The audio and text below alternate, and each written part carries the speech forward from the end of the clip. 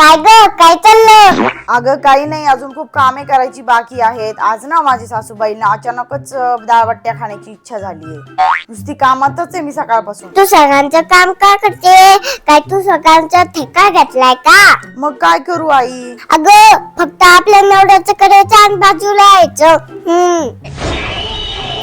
तुझी सासू तर चांगलीच हत्ती कत्ती आहे, ती करून घेईल तिचं. A few moments later. अगं नाश्ता नाही बनवला का अजून? बनवला होता आणि आम्ही दोघांनी खाऊन पण टाकला. अगं मला पण दे मग नाश्ता. मी फक्त माझा आणि ह्यांचाच बनवला होता. का? मी का सगळ्यांचा टेकाटुरी घेतलाय, ती तुमचं म्हणून घ्या. अगं तू हे काय बोलायला लागली, काही कळतं का तुला? हे मी नाही बोलायला लागले सासूबाई, हेच तुम्ही काल ननंदबाईला शिकवत होत्या की तुझी सासू तर हत्ती कत्ती आहे, ती करून घेईल तिचं.